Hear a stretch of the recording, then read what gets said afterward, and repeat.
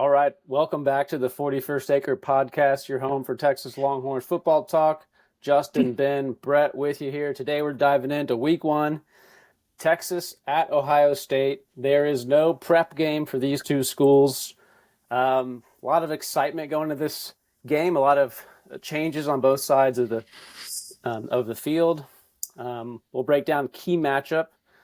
Arch Manning starting. Obviously, we got two of the best players on Ohio State's roster with Caleb Downs and Jeremiah Smith. So let's get into it. Brett, I know you're excited. What's your initial thoughts about this game today? It's a good reminder. We are unfiltered, a little biased, 100% truthful. So no editing going on. Brett, what do you think of this game? Are you excited? Well, since we're going to be unfiltered and never biased,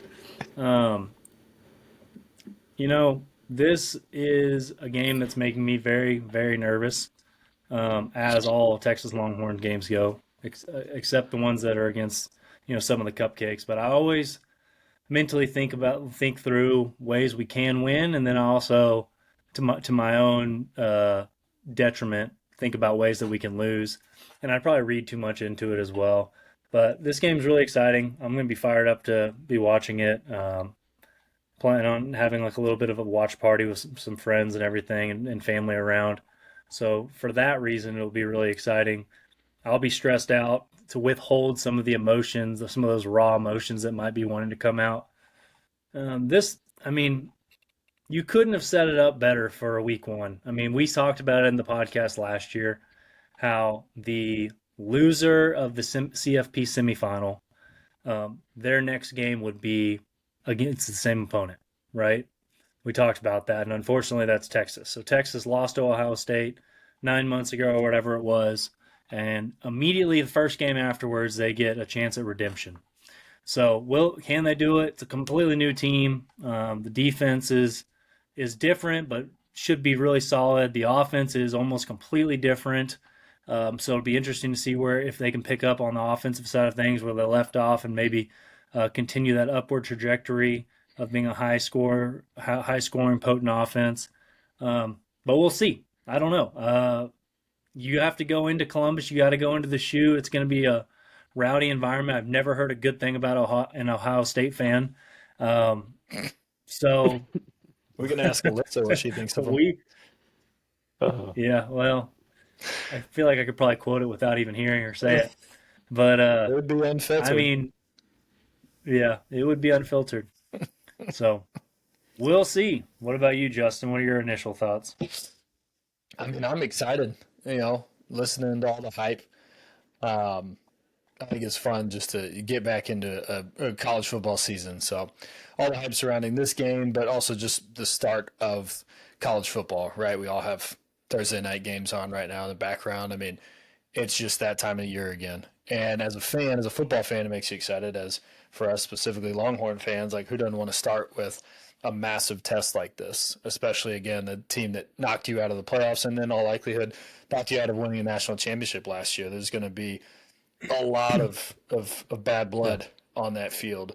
And both teams will be ready. It'll be super physical. So, I mean, who's not excited to go and watch this game? 11 a.m. for us Central Timers. I mean, that's early to wake up, but we'll have some kegs and eggs, and we'll be ready to have a good time. So, I mean, just listening to all the hype, it's like football is back, right? But also, it almost has a feeling of a playoff game. It's not, but all the talk that's been going on the past 2 weeks has been Arch this, Texas that. Like, if people don't think Texas is, if they don't want Texas fans to think that we're the center of the universe, then they should stop talking about us. Okay? That's all I got to say about that. But no, seriously, I mean, it is interesting, I think, and I want to get you guys' thoughts on this of, like, is all the hype that's going around with Arch, specifically Arch, like his last name changes everything. Julian Sayin was a Texas recruit as well in the same year. So it's not like Julian Sayin isn't a high-level quarterback recruit, but the attention that they're getting on their quarterback is next to none. So I'm sure they're going to be able to use that as motivation. What do you guys think about how the media train is just kind of all on Texas? And I mean, we're number one preseason for the first time ever, and et cetera, et cetera. Like, is it good or is it bad?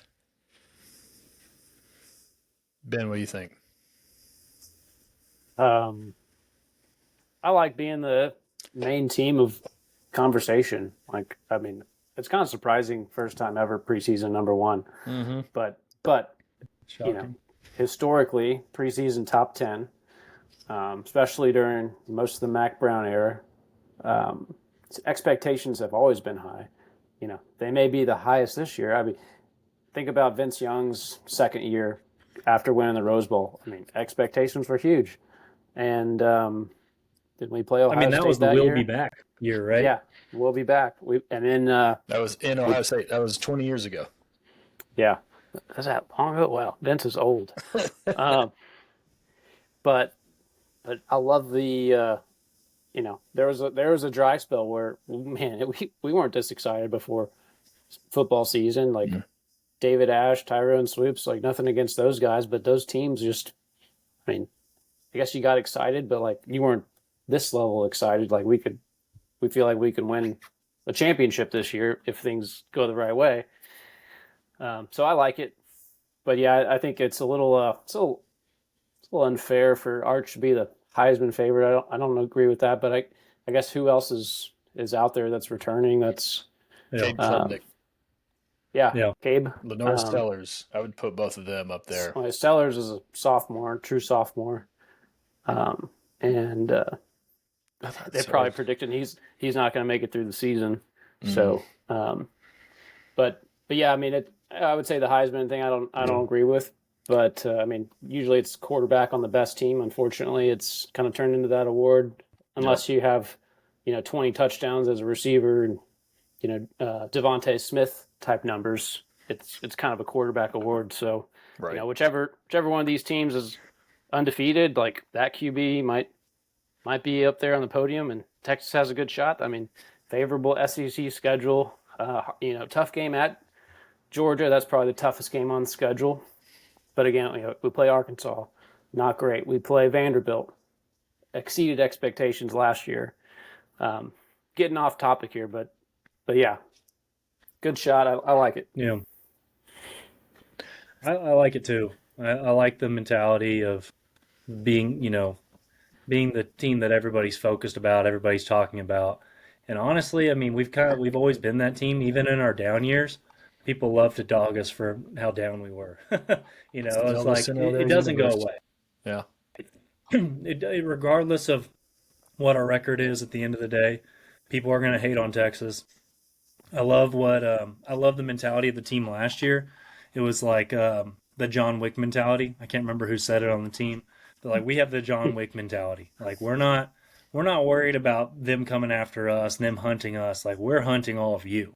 Yeah. Like and then Arch reiterated that this week. I don't know if y'all caught this, but Arch said, Yeah, "Yeah, we're not the ones being hunted, but we've got a red dot on all of you, Yeah. and we're coming after you."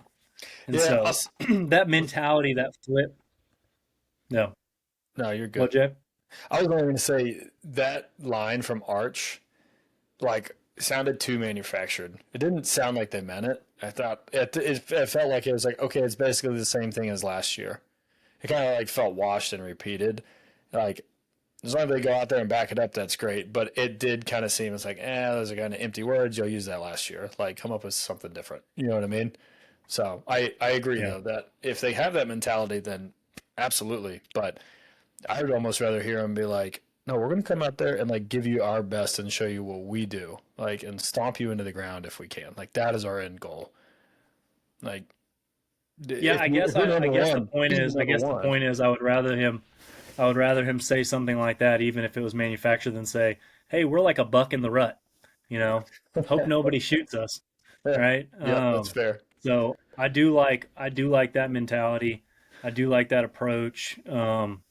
I do think that this team is set up a little bit differently this year. I feel like this team is set up to deliver some of those kill shots, pun intended. Where we are able to kind of like against Alabama in Tuscaloosa 2 years ago, whenever yes, we were just to be able to hand the ball off, whatever it was, 10 times in a row, and they couldn't stop us, and we just sealed the game on our own. I yeah, feel like last year we got away from that kind of killing mentality, and we let our stress levels get a little bit too high, in some of those games. So I think this team is a little bit set up a little bit better to deliver some of those kill shots. But yeah, I know I love the idea of us like being the number one target of the media of all other college football fans. Um, I think it makes it super exciting. It adds to the stress level, right? Because anybody at work, any friends that you have, any family that you have that's not a Texas fan, they are they are prepared to give you hell as soon as your team chokes one time, right? And you can just imagine those text messages coming through. You imagine the calls coming through, the whispers in the hallway as you're going to the bathroom at work. No place is safe for a team that just lost. So I like it though. The stress is real. Hey, maybe make the guys perform better. Absolutely. Big time players make big time plays in big time games, right? That is Yes, coach. 100% true. Clear eyes, full heart, can't lose. Yeah. Let's talk about the timing of this game a little bit. I mean, no warm up. We're not playing, um, you know, some Mountain West or Conference USA opponents start the season. It's SEC, Big Ten. I kind of like it. You don't have that ease in game. Now, unfortunately, with the new playoff model, it doesn't really matter. I think as long as you're competitive in this result, either team is still well alive for the college football playoff. But before, like historically, before you lose this game, you might as well be out of the national championship conversation. I mean, you got to win out and get lucky. I mean, Yeah. either of these teams can lose this game and another game. A two-loss Texas, a two-loss Ohio State, unless they lose to teams they're favored by, 14 or more points in, like those teams are getting in. So, I love the early season matchup. Like we're going to see mistakes. Um, I think quarterback play, holding on, protecting the football is going to be huge. That's what makes this fun too. Like, Sayin starting his first ever game. Arch is maybe, third or fourth start. Can't Third, remember yeah. third, but it's not Mississippi State. It's not UTSA. It's Ohio State in the shoe. We got away with not having to do the night game, but still it's going to be, as Brett said, a ruckus crowd. Justin, what do you think about the week one matchup? You like that? You like the 11 o'clock kickoff, or do you care about that at all? Honestly, the 11 o'clock kickoff, that's fine, or whatever, right? Sure, it's fun to have the night games, but at any point, like, I'm excited to watch Texas football. So let's go. Get it out of the way early. That's fine with me. And you get to brag about it if Texas wins, obviously, all day long. And that's fantastic, right? Week one, absolutely okay with. I would actually prefer to see more um, big colleges actually like have some nice premier matchups like this, and honestly, more than one out of conference a year. Like the SEC is obviously horrible about playing like Sisters of the Blind or whatever during the middle of November, and like, come on, guys, like give me a couple of these Power Four matchups on the outside of your conference play. Oh, I know it's hard, but if everybody does it, that's perfect. I hope that they eventually come up with a schedule where, cool, you finish second in the SEC, you're going to play second of ACC, you're going to play second of Big Ten, and you're going to play second of the Big 12, like whoever finished there last year. Granted, I know there's turnover year to year. Do it like the NFL. Like, let's see some good matchups, right? And it will only make your strength of schedule even better, so it'll even work better for you as it comes up to the playoffs and all that. But man, just more big games like this. Don't, I hate, no disrespect to some of these other teams, but like, what do we have? UTEP, Sam Houston, and I don't even know the other one we have coming up. And yeah, San San Jose Jose State, State. Like, give me a break, man. Like, Mountain you West, can't like even I sell, like I said. yeah, you can't even sell those tickets. Like, it's just, I love the big Sure time you can. I'm games. trying to Bring right them now. all the time. Bring them as much as we can because you will get better ratings. I will watch more. You will be a better tested team. Like I love this. I hope that more and more colleges continue to do it as we move further and further into the new playoff era and all that stuff and the new scheduling. So I love it. Yeah. Yeah, there's opportunity to take more risk now with with the extended playoff, right? Like maybe you will see less cupcakes. I mean, the SEC is requiring as of next year for at least one non-conference game for you to play a Power Four team, right? Mm-hmm. That's part of the new or 9 game SEC conference play. Yep. So that's kind of exciting. So I like well, I don't know. I go back and forth. I like to see teams. I want to see our best versus your best, right? And without that warm up game, you're missing on that a little bit, maybe a True. little bit. I think back to when Texas played LSU, and I don't remember if that was week 2 or week 3, but it was after. I think it was week 2 when LSU came to DKR, Yeah, and Joe Burrow went off against I don't lit know it Murray up. State or somebody like that. Yeah. And everyone, all the LSU fans, like, oh, this team's unbelievable. This team's unbelievable. And at that point in time, we were still calling Joe Burrow a poor man Sam Ellinger. We had the better quarterback going into that game. Um, but both teams had their warm ups, and LSU turned out to be the real deal, and they continue to put it on. The one thing I would be a little bit remiss about is um, just not having, especially with so many new starters on both sides of the ball. It's not just the quarterback, but that is probably the most significant one. Um, it's the offensive line cohesion. It's like certain things that you kind of want to see taken care of, in a game, and actually watch them go through a few iterations of real life play together to see who, do we have that offensive line cohesiveness? Is our quarterback making his reads correctly? Or are his techniques and are his feet getting sloppy?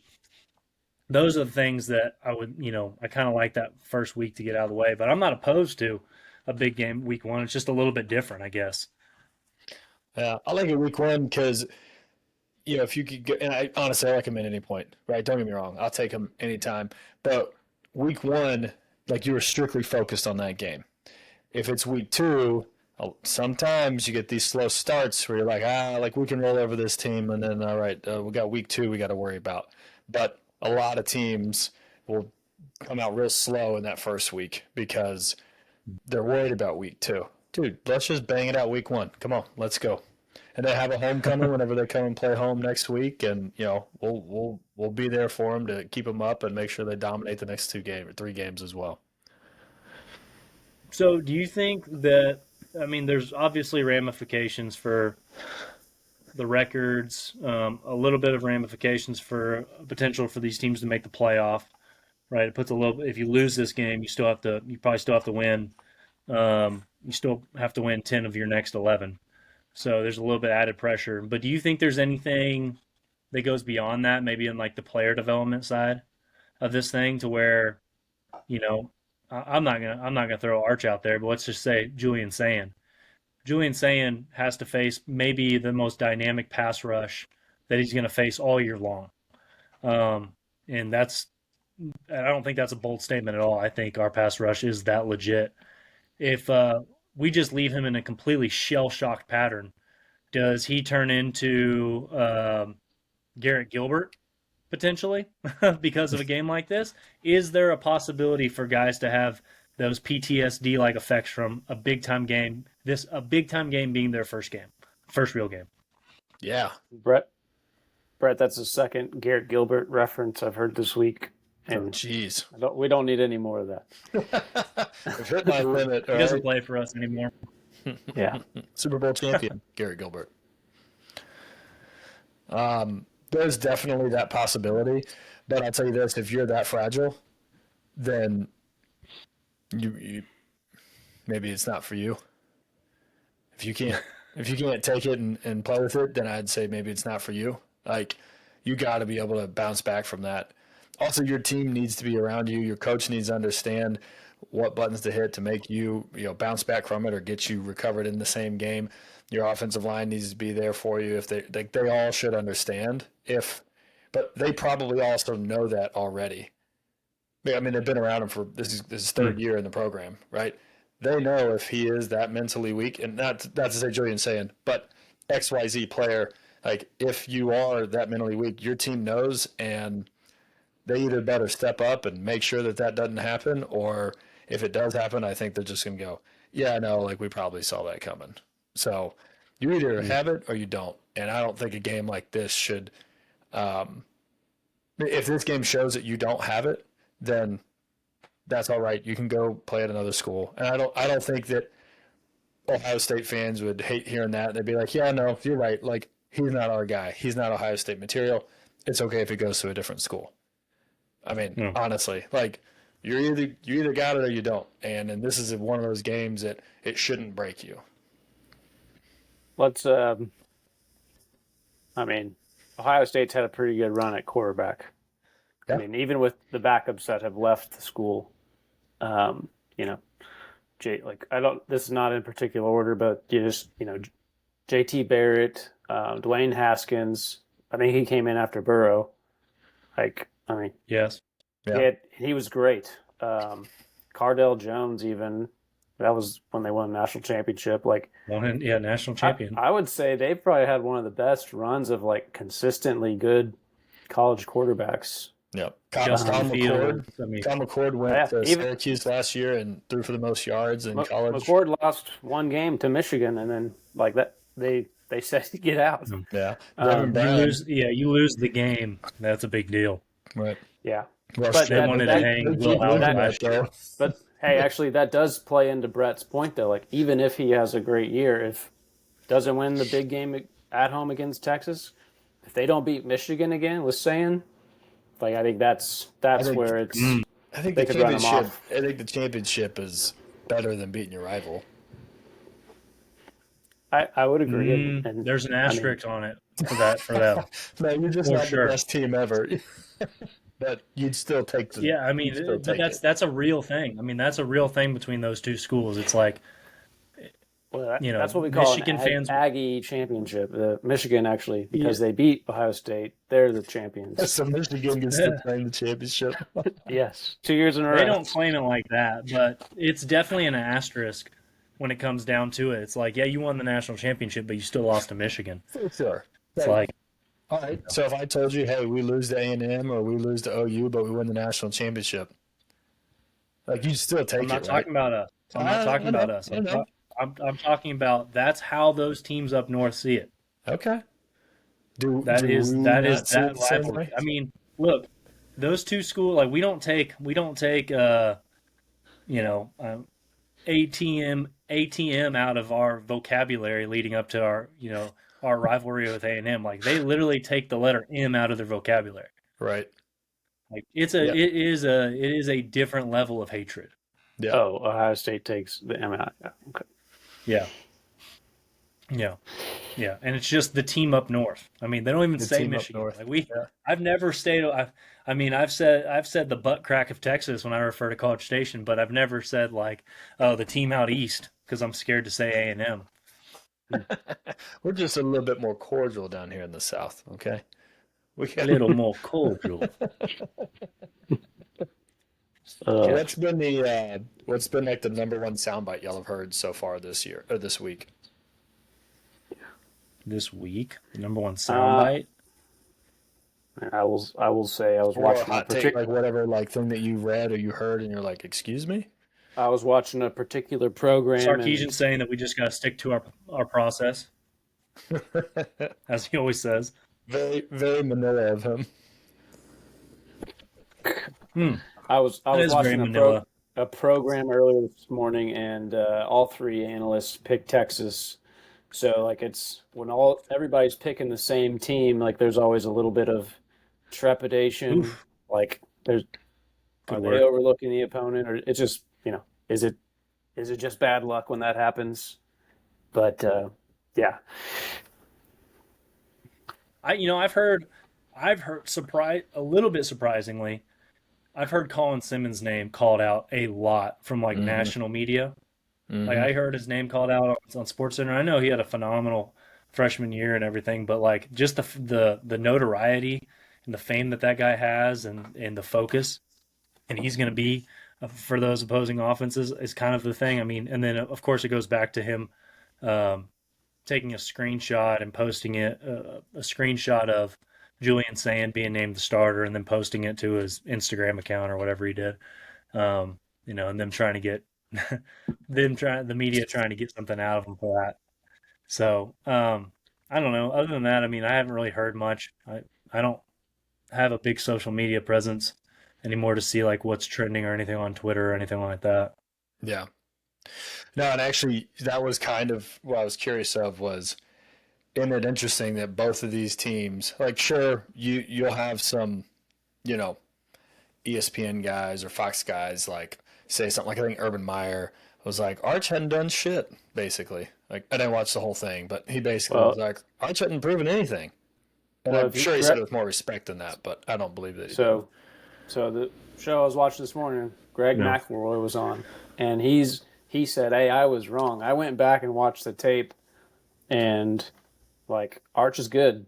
Yeah. Like, so I do think there's a lot of, that's just like the talking point. Right. I mean, yeah, he started 2 or 3 games, but um, I mean we've seen him play like some of those. I mean, one of those throws he made, and this is what McElroy was saying. I think it was against Mississippi State. It was zero all out blitz, and instead of just dinking it off, he throws a bomb to DeAndre Moore, and it's like a 60-yard touchdown or Right hit something. And too, like, right?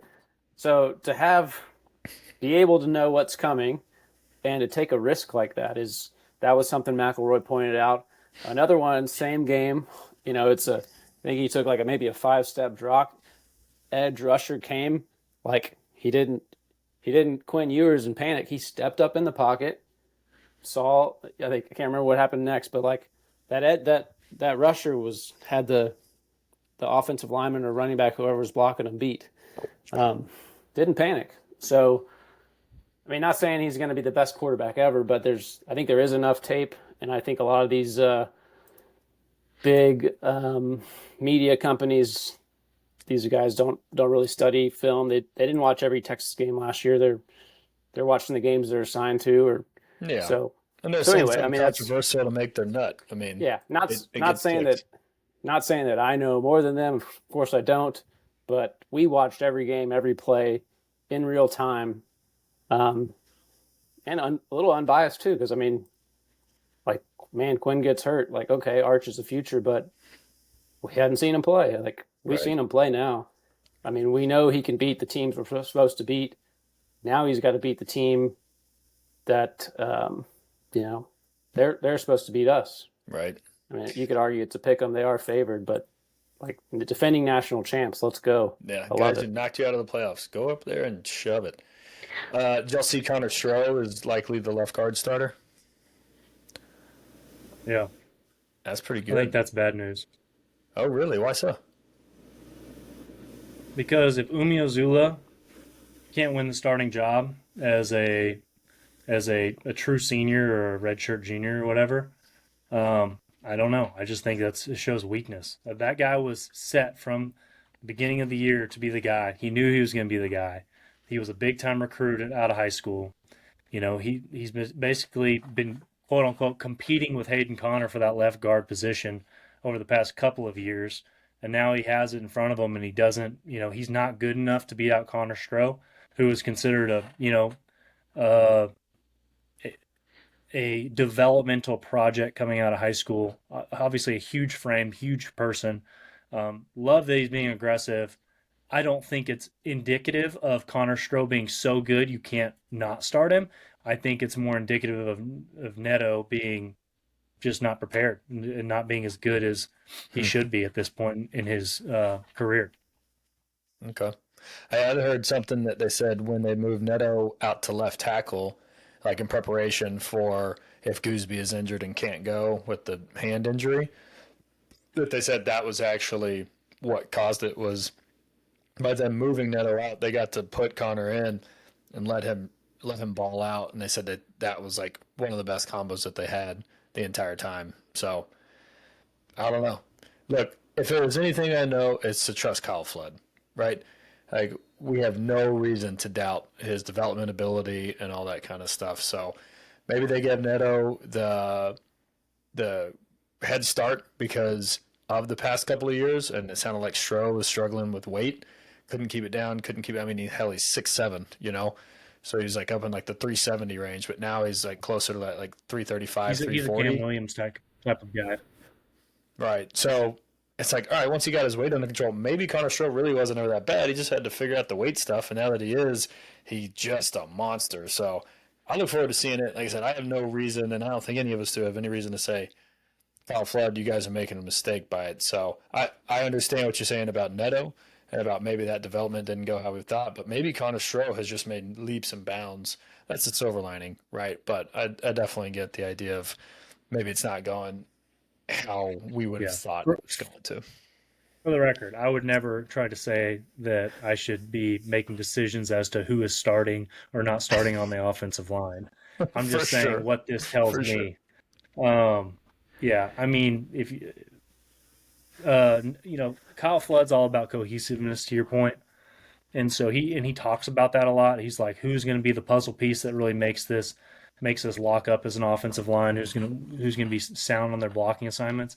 That's the part that bothers me the most. Like Neto, you've got Neto, DJ Campbell, Cole Hudson, all from that same big time offensive line recruiting class. Like those guys should be just. Oh, and I think Connor Robertson's part of that class as well. Like those guys, they should be setting an example. If they're missing their assignments and they don't have good, they don't have if they're just not hitting their reads correctly and stuff like that. That's what bothers me.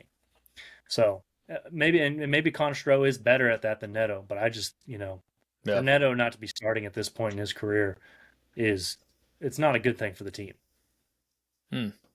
Hopefully it lights a fire under him. We'll see. Well, Justin, any Maybe. other depth chart changes, roster updates, injuries? Man, I think God dang it, the DB's name, Littleton?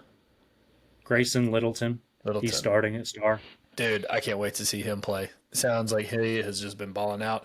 And I guess Livingstone is going to be wide receiver 3. It sounds like Mosley's out for a bit. Yeah.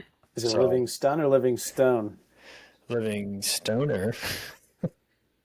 I think those are probably the most exciting. I don't know, they're not really surprises, but they'll just be exciting to watch. A couple of new faces in there. Sure. So, man, let's see it happen. Well, I like that. Let's get into that. Brad, who are you most excited to watch? On offense or defense? Let's do one Pick at one. a time. Defense. I mean, on defense, it's got to be Colin Simmons. I want to see. So, I mean, let's talk about Ohio State for a second. Just to kind of set the stage, what their offense looks like. They're returning the best wide receiver core probably in the country, is my guess. Maybe the best tight end in the country. That transfer that they have Max on their Clear. team, Max Clare. Yeah. And then Texas was running on him in backs. the transfer portal? Yeah. Their running back crew is a little bit new, and obviously we've talked about it, but their quarterback's brand new, hasn't had a start yet. So on the defensive side of things, I think it's all going to be about that defensive line and creating pressure and making Julian Sayin extremely uncomfortable. Ohio State's offensive line, they returned those 3 guard center guards that they had that played throughout the playoff. They have all 3 of those returning, but they are new at tackle. They went out to the transfer portal to bring in a tackle. They brought in a tackle from Rice to come in and be their next left tackle. He got beaten out by somebody else that was already on Ohio State's team, which, again, talking about offensive line competition, you bring somebody in from the outside expecting him to be the starter, and he gets beat by somebody you already had. Whether that's good or bad, that's up for debate once we see some play. But to me, that tells me that there's some questions still on the edge for blocking the edges on the offensive line side of things. So I think watching guys like Ethan Burke, Colin Simmons, obviously. Colin Simmons is going to require a lot of double teams, I think, too, which is going to open up the other side on the defensive line to really get some pressure on. So, I could see someone like Colton Vasek like having a big game. He's got those one-on-ones with these new offensive tackles. If Colin Simmons is truly getting doubled, or he's got a running back chipping or a tight end chipping on him every single play, you could see that. So I'm going to say the edge play is going to be what I'm most excited to watch. I think it's going to make or break the game for us. I think if Julian Sayin gets comfortable, I don't know if we can beat Ohio State if Julian Sayin gets comfortable. Right on. Yeah, I'm with you. If you can keep him uncomfortable and still hopefully stop the run, that would be huge. I read something that I think the last 4 times, I guess really the only 4 times Ohio State and Texas have met, um, Texas is averaging less than 100 yards per game rushing, and I think Ohio State's like 118. So it's not like either Wow. team is really blowing it out of the water. Um, but I mean, you talk about just good defensive line, good linebacker play, which is what both of these teams are known for, especially right now. But even over the years, like think about all the amazing. Remember freaking AJ Hawk? Yeah. I mean, Yeah. you go back so long, and like Ohio State just has a rich history of really good defensive players. Um, I'm gonna throw a curveball at you, man. I think special teams. We talked all last year about how special teams was a weakness. Defense got to travel, run game got to travel. But damn it, dude, if we can get a punt team to travel or make a field goal when it actually, inside 40 yards when you need it, like hell, outside 40 yards would be a prayer, but like inside 40 yards is just should be easy, right? Dude, I love everything I've been hearing about the kid. Well, I hear his nickname is Boom Meester because he just booms the punts. So I don't know if you've heard or read anything about him, but I'm excited. Like considering what we've been dealing with for the past 2 years of punts and field goals, I think special teams could be something awesome. And we talked about earlier, last week how we were trying. Maybe we were a return team last year, but this year we expect more blocks. Get ready, baby. House is coming. We're gonna. I think special teams is gonna be something fun to watch this year. So I'm gonna say curveball. I'm most excited to watch what we can do punting the ball. Now we're only going to Uh, punt twice, all right, guys? We're only going to punt 2 times. No, I just We how can't. like a punter can help flip the field, and that's I think what I'm Yeah. looking forward to. We're going to punt, okay? We're not going to score So 10 times. you're wanting a Michael Dixon in the Alamo Bowl type of Give it performance, to huh? me, man. His junior year, that's what I want. Let him be MVP. No, he's not going to be MVP. I'm excited to see how this team can play. Last year, we how many times did we either turn the ball over on our side of the field or barely punt the ball to where we got it to yeah. maybe their 40? And Every possession versus Georgia. right, like the Yeah. field positioning was horrible, and that defense was still epic. Dude, Yeah. give this defense another 30, 40 yards, and you're talking about just a lights out team. I mean, an absolutely light. So it's a 3-phase, right? It's a 3-headed monster. But this year, if we can get that special teams to actually pull their weight, man, it's gonna be game changer. So let's see if they can do it. I'm excited. All right. Well, I want to use that as a question for Ben. So Ben, is Hmm. this year's defense better than last year's defense going into this game? Do you feel better about this defense than you did last year's defense going into the playoff? I think so. Last year's defense was a little bit of an unknown commodity. I was watching some reruns, and they're like, you know, um, they were they weren't even ranked, in the top five at some point last year, like in the SEC for defense. I don't know what we finished, but I mean, what was it, top five in the SEC? Was it I mean, number it would have one? had to I'm gonna look been. it up real quick. Yeah. So I think the defense was underrated last year, and it was the strength of the team. I think it'll Yeah, be a known strength of the team going into this year. And yeah, if they have a game where they give up 40 points, that's going to be a huge eye opener. And I think everyone would be surprised if any team on the schedule can put up that kind of Yeah. total against this defense, knowing what they did last year. Like again, go back to the Georgia game. Yeah, it was 30-15, but like three of their touchdowns they started like on the 30-yard line. It's like Right. it's a lot different going 80 yards than it is 30 yards. Just the momentum, everything is different. Um, I mean, yeah, you're right, 100%. Having making them cross midfield, yeah, yeah, it's a big it's just deal. another Yeah. potential third down, Yep. and Yep. third downs are tough. I mean, even a good team will 60% is a pretty good rate. Yeah. So you just there's another third down with the chances of them getting it or a third. Like I'll take those chances if we make a move down the field and make them convert.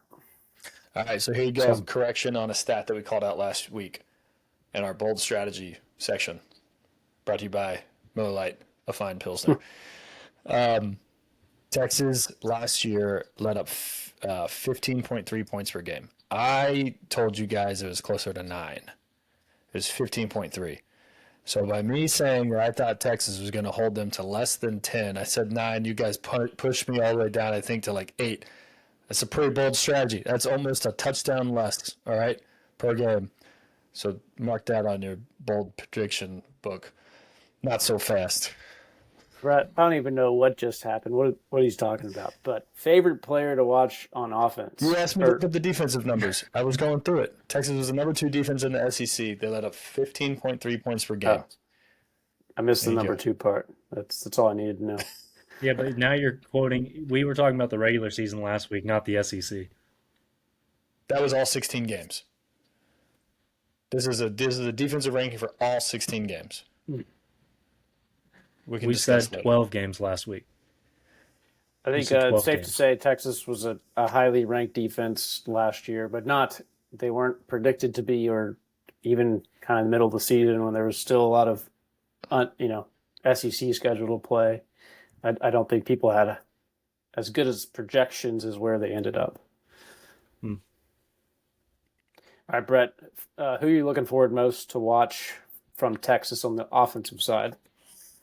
Man, offensive side. I want to see. I think that what I'm going to be looking for is who is Arch going to connect with the most on the receiving corps.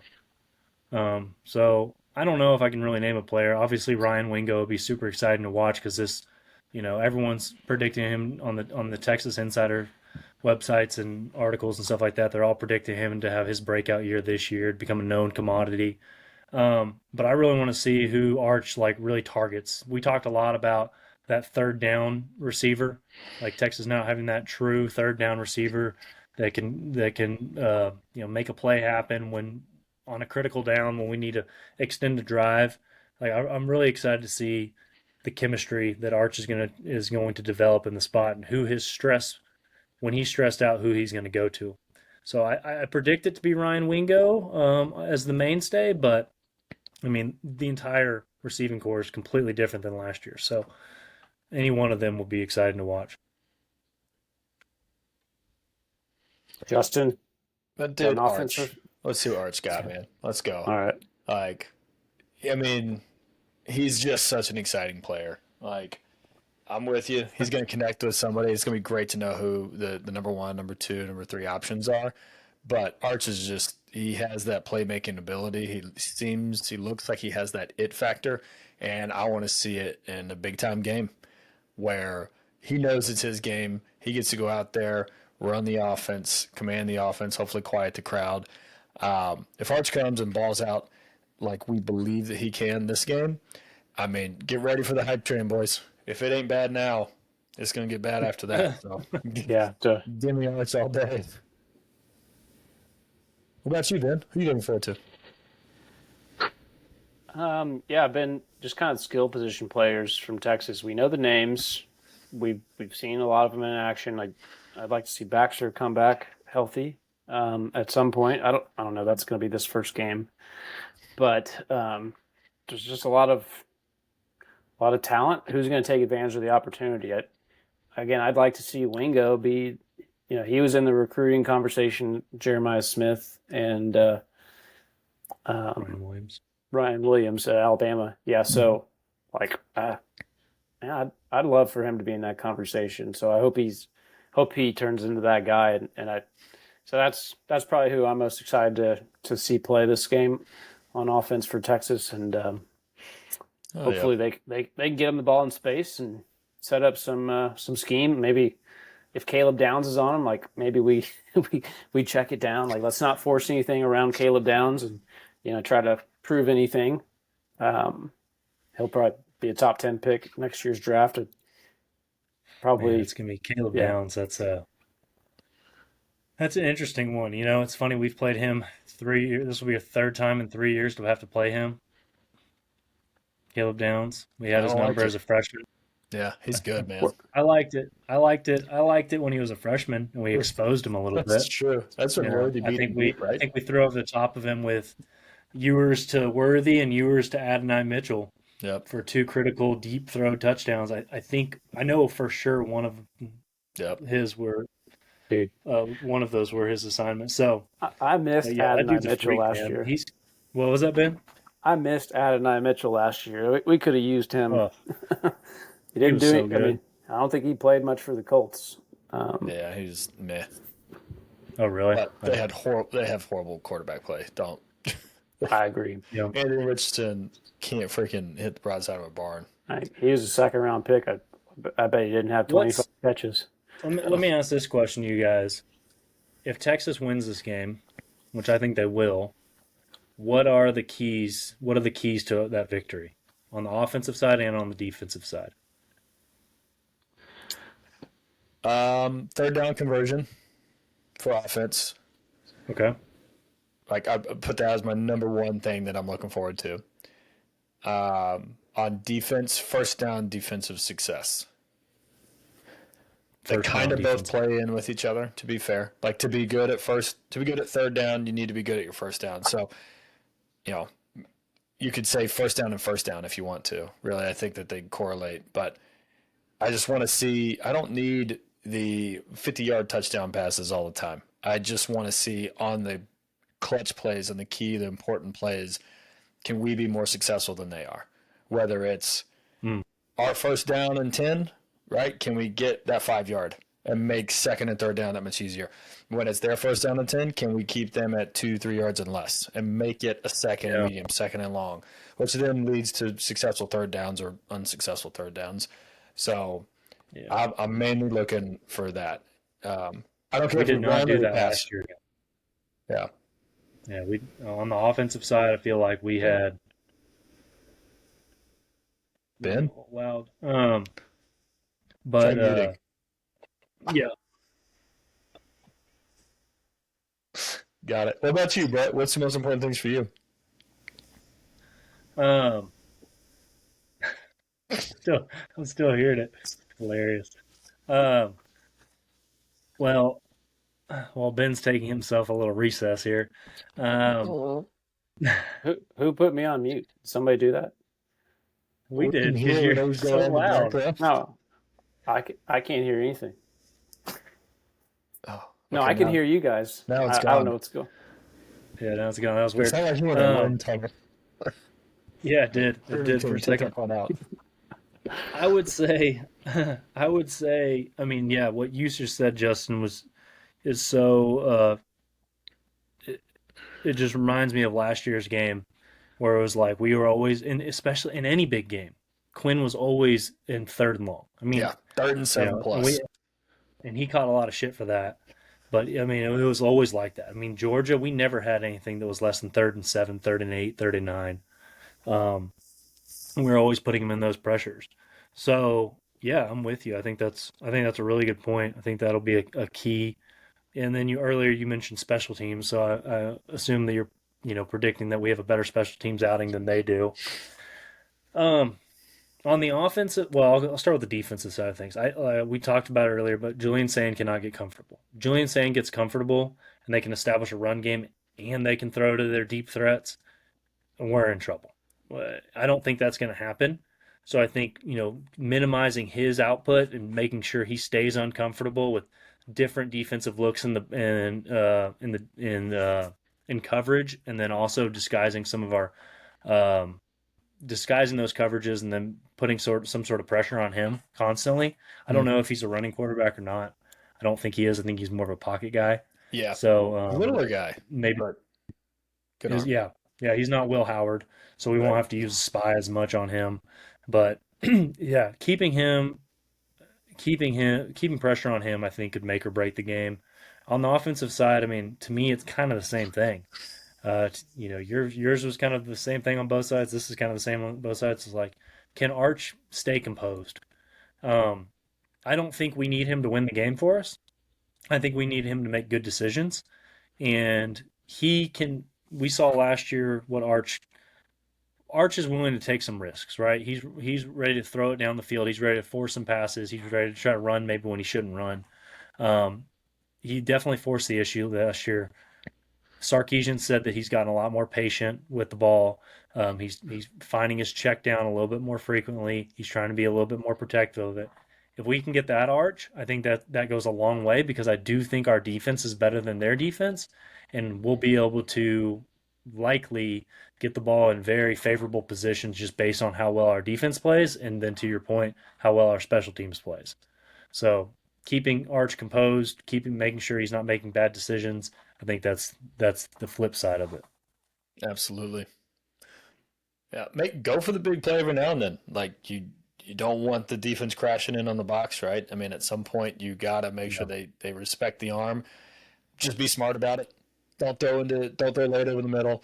Don't throw into double triple coverage. Like, you have good enough athletes out there. Sark is a great schemer.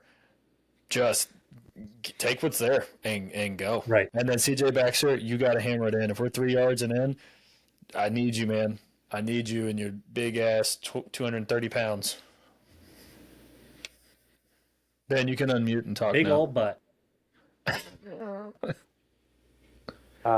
Not sure I want to, but I still don't know what went on. Like, I guess the fans on. I don't know. You guys are. It was weird. It was like a wind tunnel just started coming by. Yeah, it was like you were on a plane taking off. Yeah. I don't know. Maybe it's the vent. Yeah, I mean, I think it's going to be the obvious answer. Like, line of scrimmage, turnovers, field position. Maybe just thinking about the last time these two teams met, limiting big plays. The screenplay before halftime, and a fumble recovery for a touchdown to seal the game. Like, if those two plays don't happen, the game is winnable. Those two plays change the game. So who's going to have more big plays? It's stopping Jeremiah Smith again. Like, Texas did a great job. Kwiatkowski did a great job last year, limited him in the playoff game. Like, he's going to be hungry to prove something this game, and he's going to be in part of their game plan. And if we double him, take him away, can one of those other receivers beat our guys? Like Emeka Ibuka last year, he played really well. Baker Mayfield's singing his praises about what he's going to do for the Bucs this year. So, solid receiver. I mean, they maybe wide receiver of this whatever 2010 to 2020. But LSU would have something to say about it. But yeah, like, limit the big plays, limit Jeremiah Smith. Don't let Caleb Downs be a disruptor. They're going to have a good linebacker.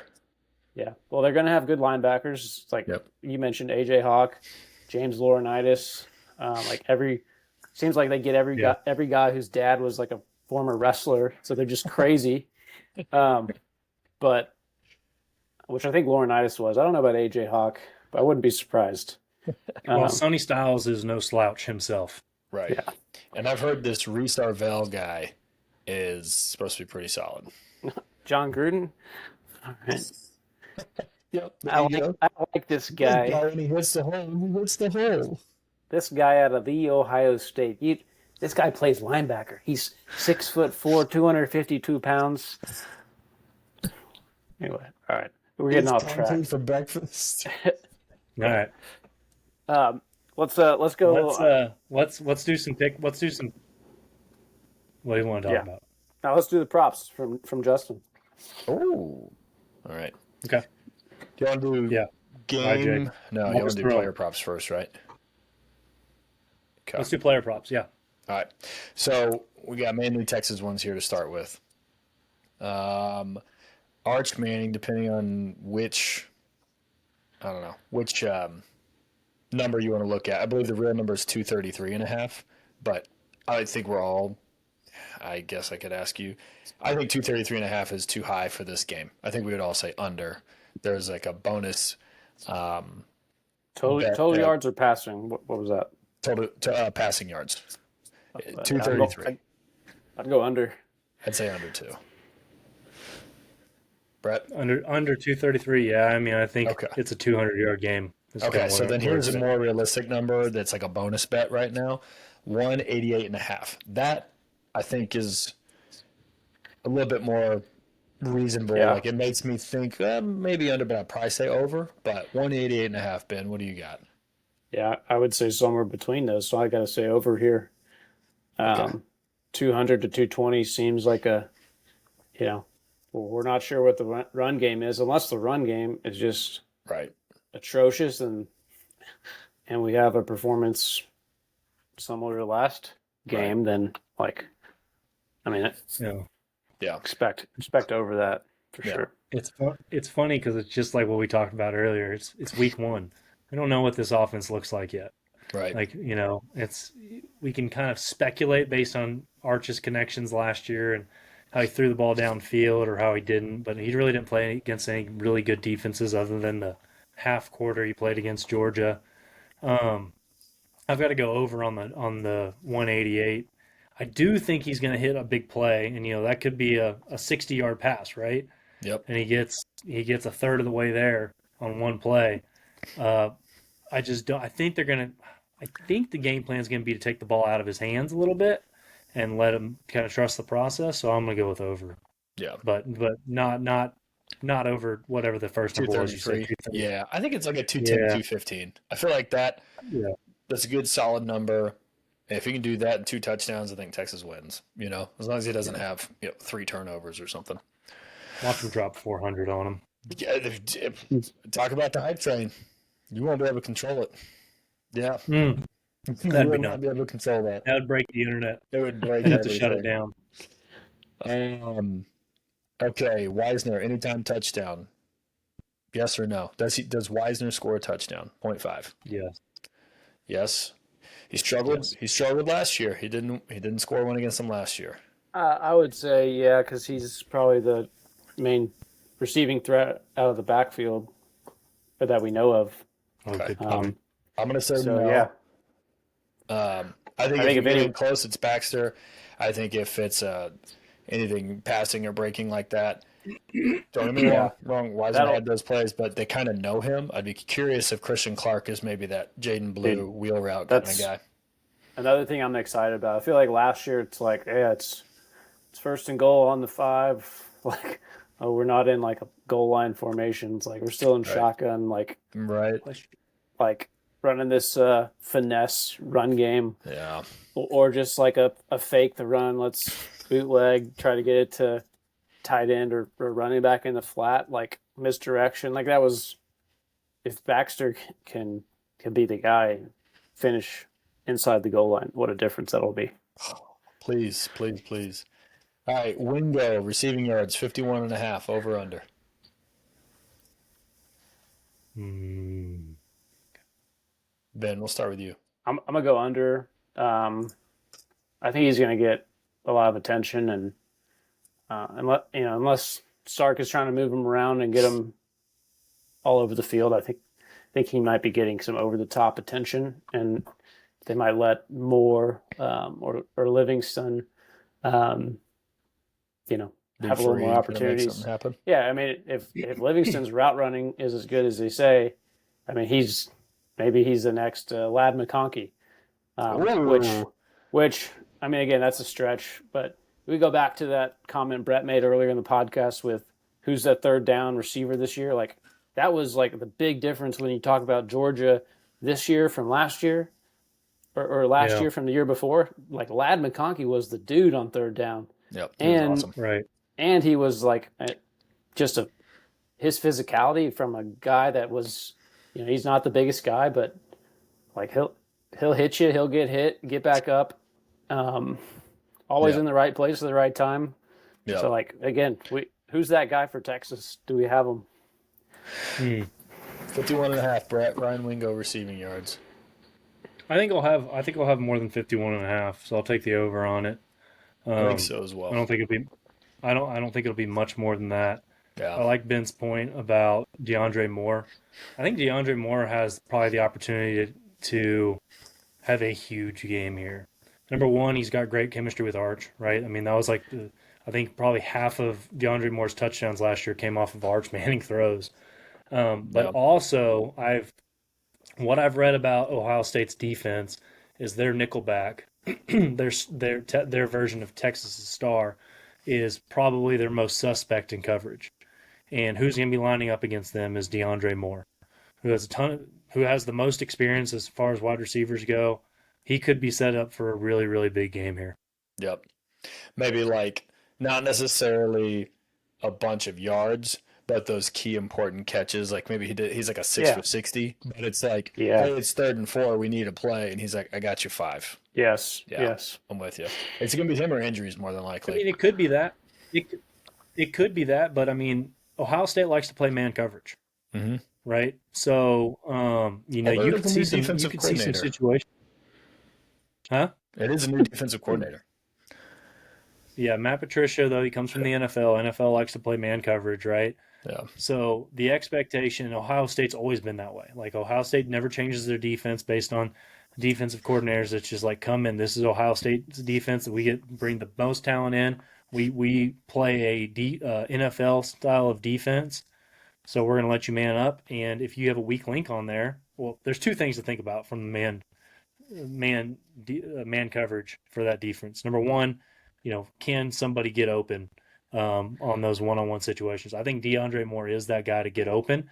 I mean, we saw him on that wheel route against Arizona State. He had an easy touchdown. And then I'm trying to think of some other times where we saw him beat his man one-on-one. Vanderbilt.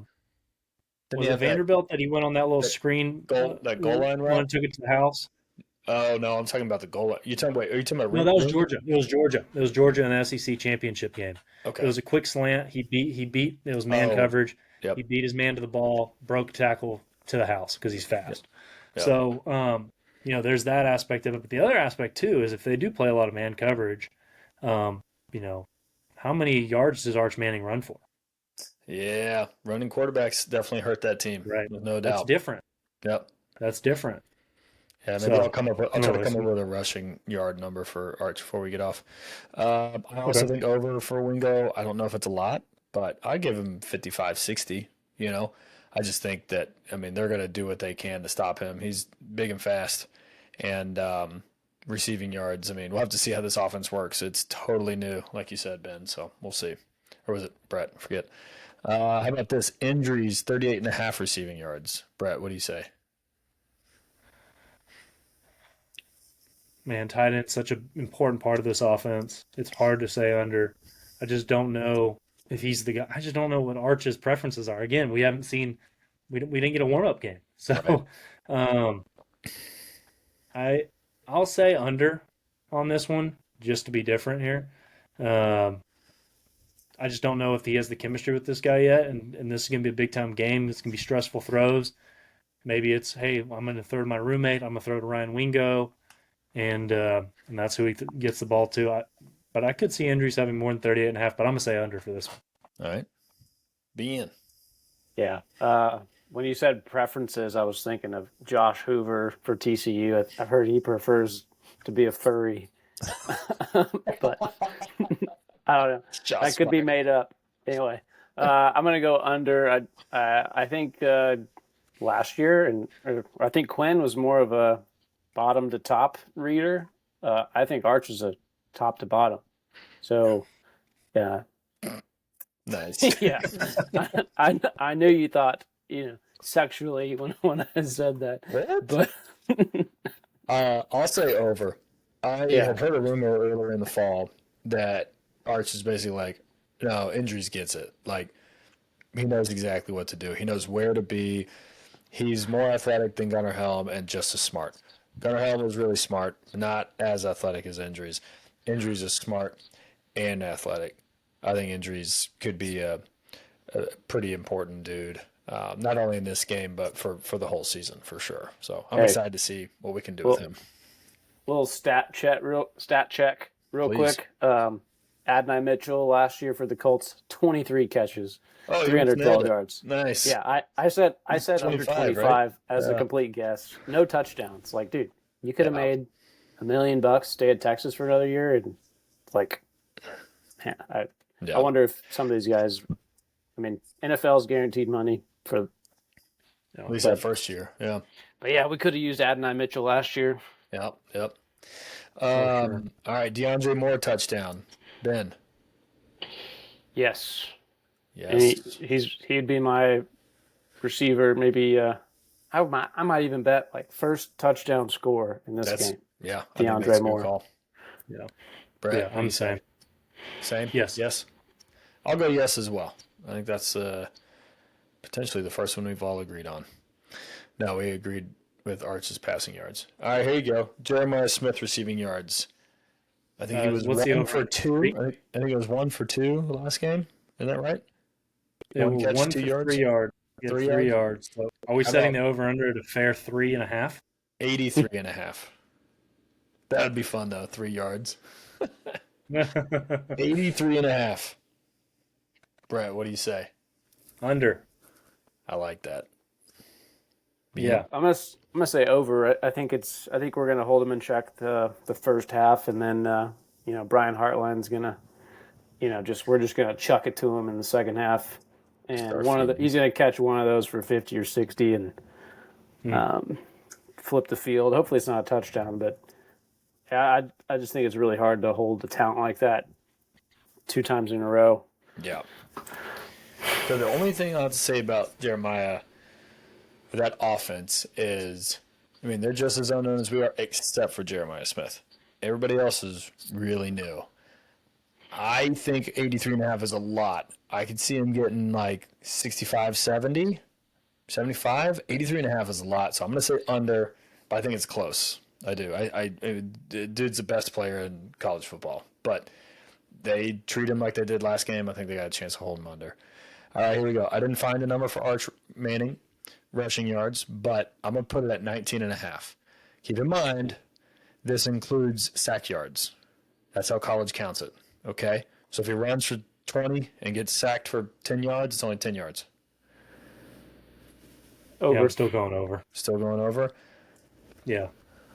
There was a sequence against Georgia last year. I think he ran the ball two or three times in a row, and one of them was like for 20 yards, one of them was for like 15 yards.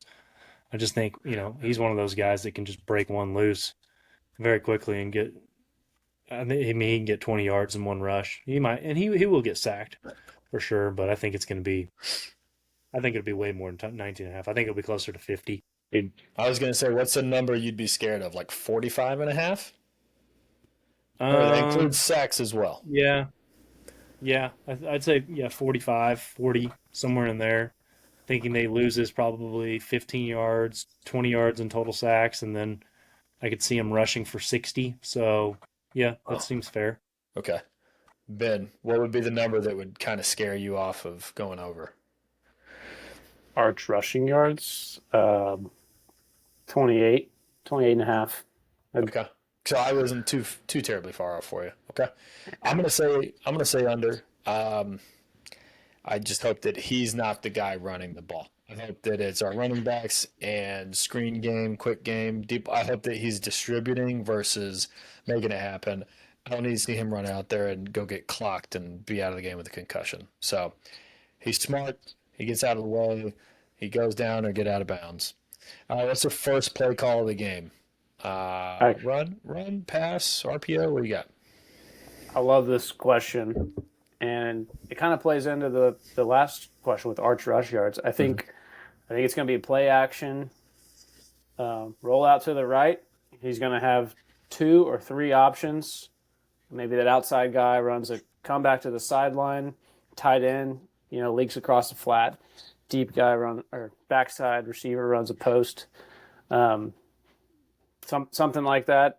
Potentially get him out. If there's nothing there, take 2-3 yards. Get positive momentum on the first play of the game, and then if there's a shot to be taken, if Caleb Downs is playing real aggressive and say, hey, we're going to stop the run, like we're going to beat you deep. I'd love to see that play. What about you, Brett? I mean, I feel like Sark loves the RPO to start the game. That was actually my first thought, but then I went with like, what do I want to see? I just remember the OU game when I think Quinn threw a pick right off the bat on an RPO play. I think was that last year. Yeah, I think it was last year. But no, maybe it was 2 years ago. I think it's I 2 years can't ago. remember. Yeah. But yeah, I feel like we always start with the RPO. But I think it's going to be. Y'all are probably going to hate me for this one. I think it's going to be an RPO, but I think Arch is going to keep it. Okay, Arch keeper. All right. Yeah. It's pretty typical early in the game. They're going to crash on the running back, even unless it's Michael Vick, where they're. But like Yeah. with Arch, I think people don't know how fast he is yet. I think he'll surprise people. I like it, Brett. I'm calling power run. Last year, whenever we lost Ohio State, some people said that they believed that Texas was out physicaled. Not by a lot, but that they were out physicaled. And if that's the case, I think you go in and you set a tone, power run. Let's see what happens. Maybe the next one, though, is more like an RPO or something like a roll right, like one of you guys are saying, and then get Arch into a rhythm, find something easy for him to complete. But I think it's very much, man, just take the snap, hand the ball off, and let's get the ball going. And if it starts with the run, then I mean that's fine with me. All right, that's it for player props and questions. I think all we've got, Let's do game picks and wrap it up. yeah, game Yep. picks and wrap it up, right? Yep. All right, so we'll do obviously this game, Texas at Ohio State, 11 o'clock on Saturday. Ohio State. Let's do that one last. Oh, okay. We'll do that one last. First up, 6:30 p.m. on Saturday, LSU at Clemson.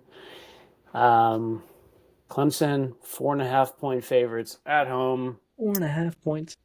Yeah, that's a tough game to pick. LSU doesn't really have a defense. I think that's the biggest thing.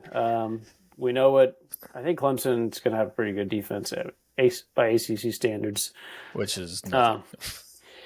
But yeah, I think these are two pretty good quarterbacks. Very good. Two first-round quarterbacks about to play each other. I think Arch spent some time with Nussmeier. I mean, I saw some footage, like at some camps or something. Yep. Maybe some NIL thing, and Nussmeier, like, I mean, seems kind of like a cocky guy, but like at the same time, he's like, okay, I get it. Like he's a pretty good quarterback for LSU. Yeah, if their defense was any good, maybe he was in the Heisman talk last year, he's got will be this year. Of receivers this year too. Yeah, I mean, again, is LSU could be wide receiver U.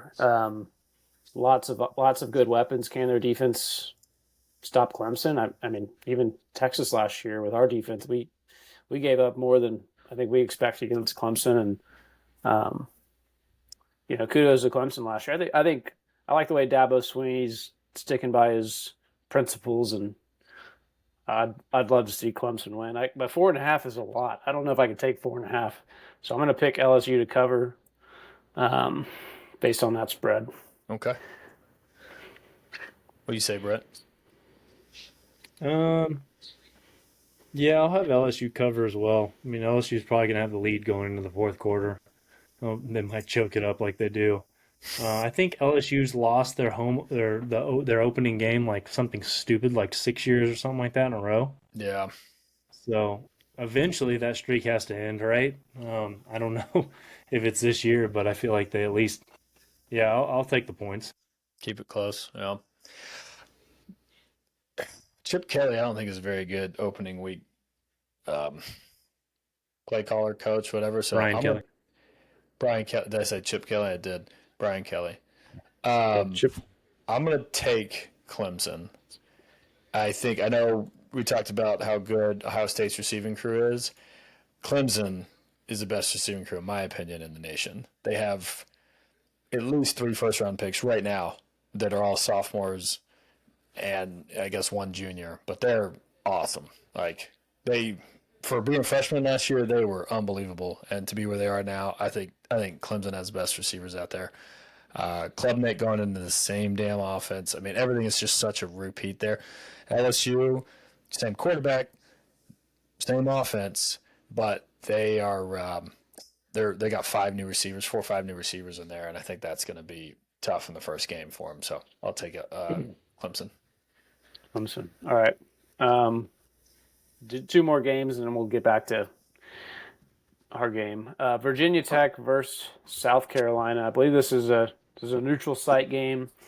South Carolina, great finish last year. I think Virginia Tech did had good performance in their bowl game and finished well too. Kyron Drones for Virginia Tech, Lenore Sellers for South Carolina. Um, I saw there was some show on Netflix I saw with South Carolina on it and Sellers, and I like the guy. I think he's kind of like a DJ Lagway. Like, can he stay healthy? And um, you know, seems like a pretty good college football quarterback if you can. So I think this is another one. I think South Carolina wins, but they kind of they don't really blow anybody out. Look at the way they started the season last year. They played one of those teams that they're supposed to beat by 20 and they barely win. So I got Virginia Tech covering this one as well. Yep. I think that's a pretty good call. I'll say Tech as well. I think 7.5 is a little bit too much. You give me 6.5, I'd take South Carolina. I do Yeah, think I it's think a one-score game or so, but yeah, that'd be a fun game. Lenore Sellers, third year in that offense, going into I think he's redshirt sophomore. Like that dude has a real chance to win the Heisman, and I mean he's not Lamar Jackson type of fast, but he's mobile. He's pretty big. He's actually really came on the second half of the season as a passer. So, man, give me some Lenore Sellers. He's one of the most exciting football players to watch in college right now, for he, sure. he's The a big he's a old true goggles. sophomore. He's a He true is a sophomore. redshirt sophomore. Okay, He, well, yeah, he was a redshirt freshman last year. Mm. He played 3 games his freshman year. All right. Well, I'll take South Carolina on this one. I mean, South Carolina was one of the teams that got, quote unquote, snubbed from the playoff last year. I feel like they had something to prove at the end of the year. I feel like this year there's a lot of hype going into the season, so they have a lot to prove in this first game, especially before they get into SEC play. So I could see them winning by multiple touchdowns. Apparently, they have the best edge rusher on defense, and Yep. Lenore Sellers, like y'all have already hit on, is a pretty dynamic quarterback. So Fun backstory to that. I believe the head coach of South Carolina used to be at Tech, right? Know who that guy is? I apologize, I don't remember his name, but I'm pretty sure he used to be there. it's his son, Frank Beamer's son. I don't know if he actually worked. Mm, I don't know if he actually coached at Virginia Tech. got it. Son All of right.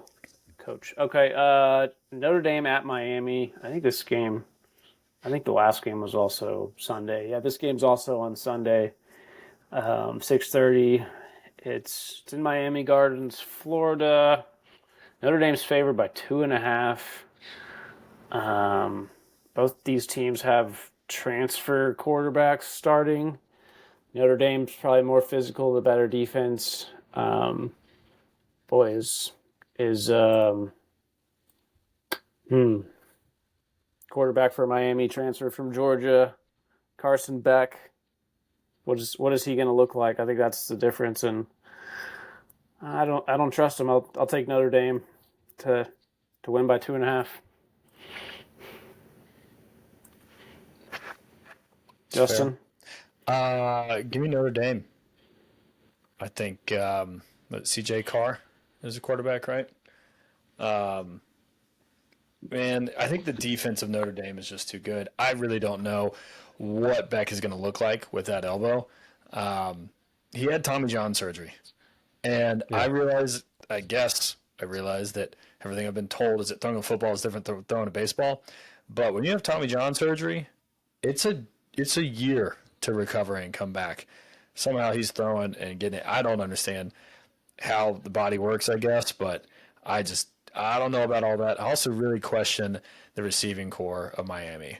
They've got a bunch of stars next to them, but I don't know if they're actually those guys. Whereas Notre Dame's coming off of a national championship appearance, they got a great defense. Marcus Freeman is a real deal. He is a hell of a coach. So um, Mm. I would say we got to go with CJ Carr and the Fighting Irish. Put him up. Yeah. Yeah. Yeah. I'll go with Notre Dame as well on this one. sweet. I've heard that their running back. I mean, Oh we yeah, saw they what he got did in the playoff last year. He's a stud. You got two So, really good ones. yeah, I mean, a lot of guys are calling him the best running back in the league this year, and a good defense. I mean, it's hard to beat that. Good running game and a good defense. I mean, I got Notre Dame.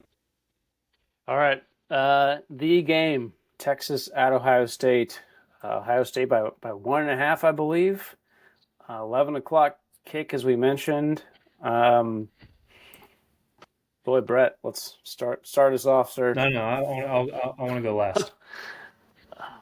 All right, I will start you off. Yeah, I'm taking Texas. I don't remember what I said last week on this, but I think you said 52-3. Did I? Yeah. No, I don't remember that. But yeah, I got Texas winning this game. I think what was my prediction was 23-17 is my prediction. If we didn't mention it last week, I think it's to Brett's point, pass rush. I think ours gets to them more frequently. But it's, again, there are going to be some mistakes. I don't think we're going to pitch a shutout. But I think also we'll move the ball and maybe struggle to convert in the red zone. So I think that's where I got the 23 from, 3 field goals, 2 touchdowns for Texas. I think Texas is able to move the ball, but again, it's hard to finish, and especially this early in the season, like you're still learning your team, who's your guy on third down. So 23-17, Texas. I really like that score, and it's a solid under bet, which I think for any of those for entertainment purposes is probably the best bet of the game for sure. I think the over-under is 47.5. I don't know if we're going to get up there. So I like that. I got Texas winning as well. I did say they'd go 12-0. I was the only one on this podcast to say bold enough to say they would go 12-0. So bold. Man, I'll say, 23-17 is really good. I'll say 23-16. I think we hold them to more field goals. I like the 23 for Texas, though, so I'll say 23-16. Okay, the moment, Brett Wyatt, ladies and gentlemen, who does he have win this game? You better not. You better not. Crystal ball. Better not what? You better not pick against Texas.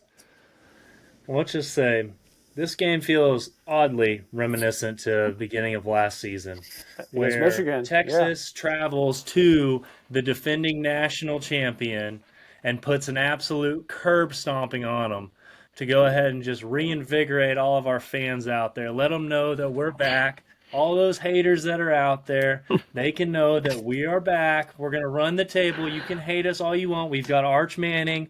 He's going to throw for 200 and something yards, a couple touchdowns. We've got a new wide receiver core. None of y'all know who they are yet, but you're going to. You're going to.